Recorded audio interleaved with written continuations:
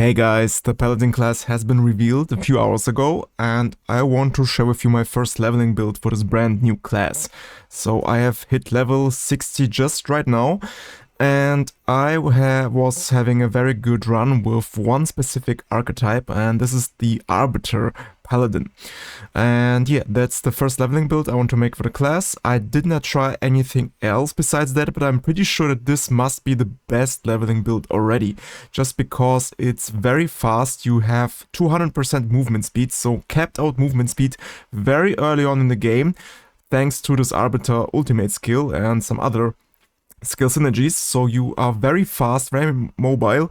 You can jump around, just jump from enemy to enemy, and everything just dies so quickly. I was playing on Expert very early on, just after my first capstone dungeon. I just, was playing on the Expert difficulty, and this is considered actually quite difficult for most classes that early on, but the Paladin class is very overpowered, just as we expected, so I must say I did not have any problems with that build or run so far. And yeah, I don't know why this gameplay is so laggy, by the way. I'm sorry for that, but I hope you can get some impressions anyways. And yeah, it took me around 3 to 4 hours for leveling. I was not so fast, but I was also reading the skills and all that stuff. It was very exciting and a lot of fun. But yeah, that's how I reached level 60 in 3 to 4 hours, and it's a very easygoing build. So let's talk about the skills. My idea was to start with Blast Hammer. I wanted to play a Hammerding build, but Blast Hammer is actually not the most important thing about this setup here. So as I mentioned, we play with the Arbiter archetype, and so for Paladin you have these oaths. This is the class mechanic. You have 4 different oaths. And here I decided to go with the last one, which is called Disciple. And this one here allows us to transform into the Arbiter, which is a very powerful angelic form, you could say. So here you can see we transform into this angel paladin hybrid. And yeah, it's very powerful. So for that reason, I just went with Disciple and tried to make a leveling build around this Arbiter form. And it went quite well. So yeah, here we need to cast Disciple skills with a cooldown, and then we will get access to this Arbiter form. So as you just saw here, I used Falling Star, which is a very nice mobility skill. And this one activates the Arbiter form, and also we have skills like Condemn. This also is a Disciple skill with cooldown. And we have Arbiter of Justice as the ultimate skill itself, and this is also very powerful, because with this ultimate skill, we not only get access to a longer duration of Arbiters, so here we have the Arbiter for 30 seconds, which is quite long, but also we get some very nice additions here. For example, 200% movement speed. So this is what I mentioned before. We reach maximum movement speed very early on in the game, and this is very unique and very powerful. Also, we make nearby enemies vulnerable, which just gives us more damage, and also our wing strikes deal increased damage.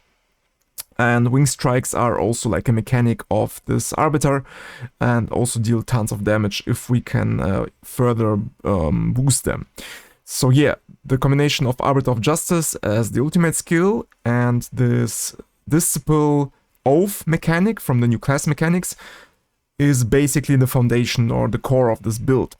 And then we also use the Blast Hammers as our second damage source, or the primary damage source, depending on how you look at it. And the combination of these two skills, the Arbiter and the Blast Hammers, are enough to just kill everything. Then we also have this key passive called Exaltation, which is also giving us one of the highest damage multipliers early on. So we just get 85% straight away.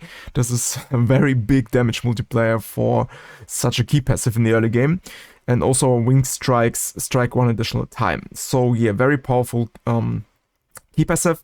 But let's start again at the top here. So we just take 1 point in basic skill, doesn't matter where we put it. Then we need Blast Hammers with Disciple's Halo. This will turn the Blast Hammers into a Disciple skill, and we will deal more Disciple damage while in Arbiter form. This is also thanks to this oath mechanic. So here you can see we have 50% increased damage for disciple skills.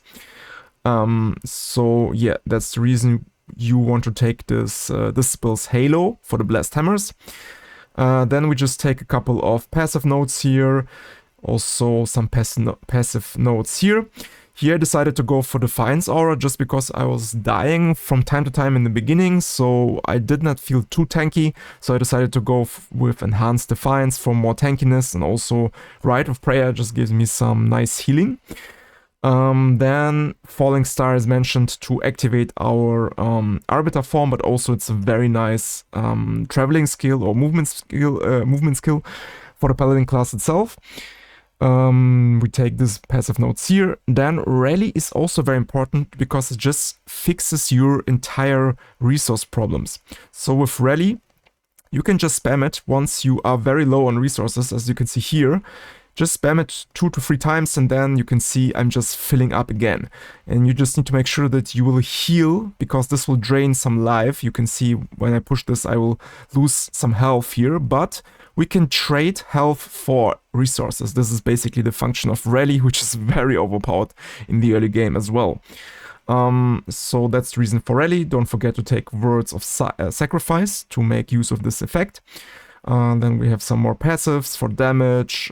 Yeah, here we almost have damage and cooldown reduction. And Condemn with Gather of the Guilty, which is actually not too important, but it also gives us 1 additional charge, so yeah, it is important. So the reason here is just that you want to have more disciple skills with cooldowns, so we can activate our Arbiter form more frequently. So we have 2 charges of Condemn and 2 charges of Falling Stars, and also our ultimate skill. And this alone makes sure that we have the Arbiter form about 80% of all time, so we are basically all the time in Arbiter form. And yeah, that's very broken. So yeah, 5 points into Arbiter of Justice just to lower the cooldown. And as I mentioned, the Exaltation key passive. For items, I just didn't care too much at all, so I just picked up whatever item had the highest item power, except for the gloves, because here I found some gloves with 2 ranks to Blasted Hammer.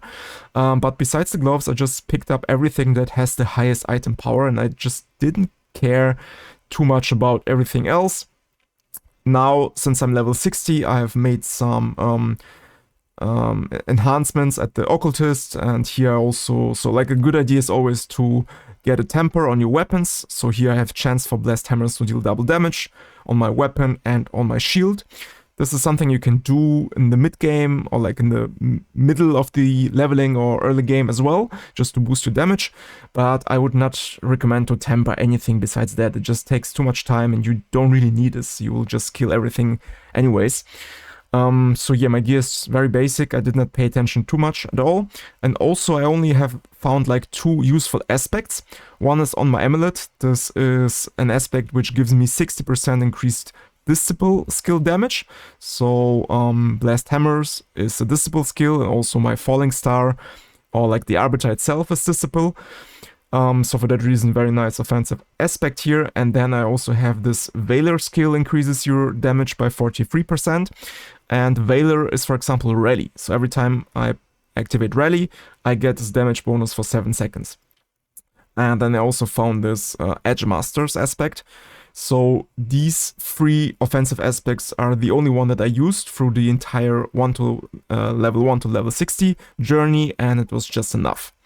So yeah, that's everything I can recommend so far. I don't have any idea about some other powerful aspects, to be honest. But as I mentioned, it's just enough. You don't need to min-max this character that early on. So yeah, the Paladin is very broken, but also fun and powerful class. I can highly enjoy playing it, and I'm very happy that they finally revealed the Paladin and also shadow dropped it just as I expected.